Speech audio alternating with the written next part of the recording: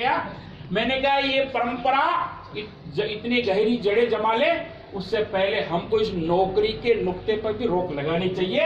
हमने पहला प्रस्ताव ये पास किया और मैं खुद अध्यापक को मैंने कहा अगर मैं जब रिटायर्ड होऊंगा, मेरी नौकरी का, मेरी सर्विस का नुक्ता नहीं करूंगा, सेवानिवृत्ति का भोज समारोह नहीं करूंगा। 250 लोगों के सामने हाथ खड़े करने का बिल्कुल सही बात हम भी नहीं करेंगे और इस पैसे को समाज के लिए लगाएंगे, समाज की शिक्षा के लिए लगाएंगे। दूसरा हमने कहा क्या कि हम हमारे परिवार में बुआ जी, मामा, किसी की भी बच्ची को 10वीं पास करवाएंगे हर सूरत में। उसके लिए हमें कुछ भी करना पड़े, कैसे भी मोटिवेट करना पड़े, जेब से पैसा खर्च करना पड़े तो भी हम करेंगे। और तीसरा प्रस्ताव हमने लिया नुक्ता प्रथा। हम चाहते हैं सभी भाई बंद हो। जिसके घर में डेथ हो जाती है बड़े बुजुर्ग की, वो भी अंदर से दिन चाहता है भाई समाज का 2-4 आदमी यार मन मना कर दे, तुम वो न करूं, 2 लाख बच जाओगा। सच्चाई बता रहा हूं मैं, लेकिन आगे होके कैसे मना करें, क्योंकि लोग ताना देंगे, खाती टाइम तक खाएगी और बेटो देखो नाटक करेंगे।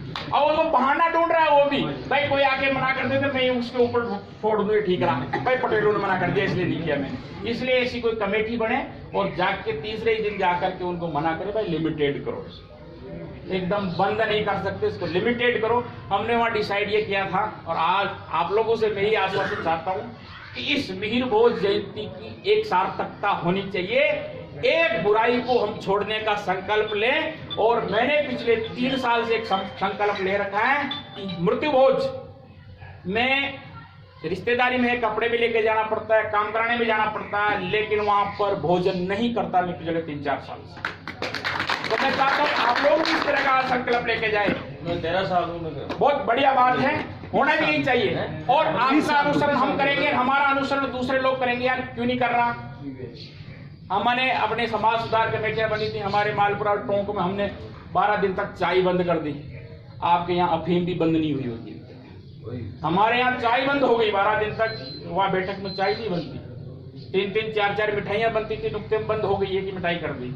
एकदम से कहे उनको भाई पूरी बंद कर दे तो नहीं करेगा, मनोवैज्ञानिक ढंग से हमको आगे बढ़ना पड़ेगा। और चौथा प्रस्ताव हमने वहां पर लिया था जो आज पूरे देश में प्रेक्षणबाजी फैली हुई है। 22 मार्च कनिष्क सम्राट का राज्यारोहण दिवस है और उस 22 मार्च को पूरे देश में कई सालों से विदेशों में भी अंतर्राष्ट्रीय गुर्जर दिवस मनाया जाता है और 22 मार्च को ही मनाया जाता रहेगा। ये कुछ लोगों की चांडाल चौपड़ी इस तरह से समाज को बांटने का काम कर रही है ना। आज भी मिहिर भोज जयंती ने भी वो अंतर्राष्ट्रीय गुर्जर दिवस, उस दिन भी अंतर्राष्ट्रीय गुर्जर दिवस, ये है उस 250 इतिहासकारों ने डिसीजन वहां पर लिया था। तो हमको समझना चाहिए क्यों 2 शासकों के बीच में समाज में खाई पैदा की जा रही है। और अगर ऐसा है तो सोचो ना अच्छी तरह से, मनन करो। अभी ईसम सिंह जी चौहान साहब आपको स्पष्ट रूप से बताएं।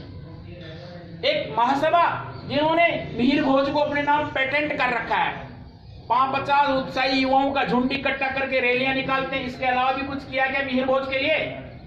मैं बताता हूं, मैंने माननीय ईसम सिंह जी चौहान साहब को और इनको बताया था सहारनपुर सेमिनार में।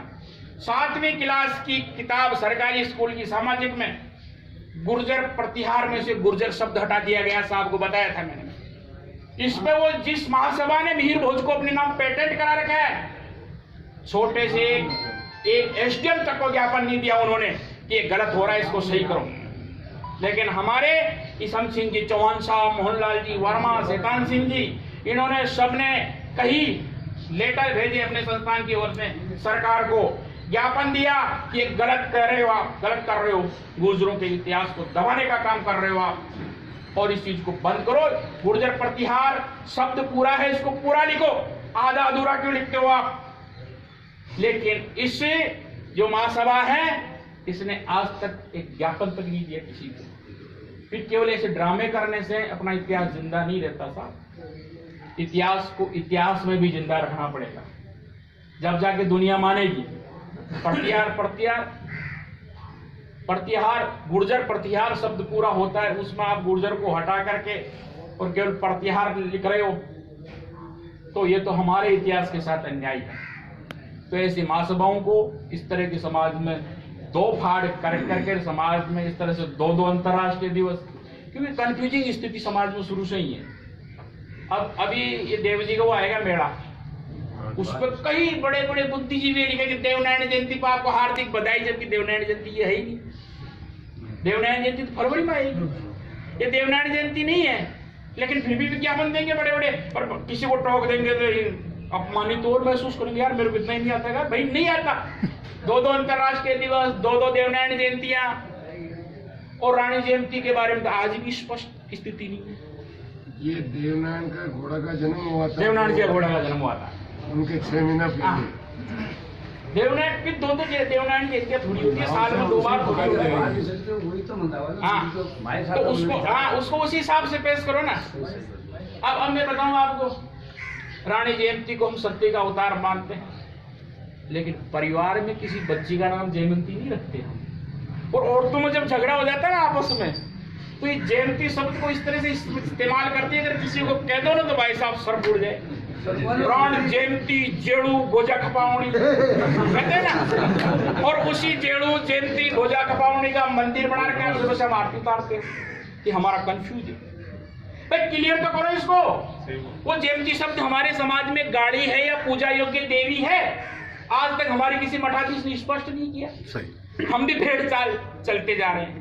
इस तरह से कई सारे कंफ्यूजन हमारे समाज में है, वो कंफ्यूजन खत्म होने चाहिए और समाज के लिए लाइन बननी चाहिए जिसमें समाज काम करे। इसके साथ धन्यवाद।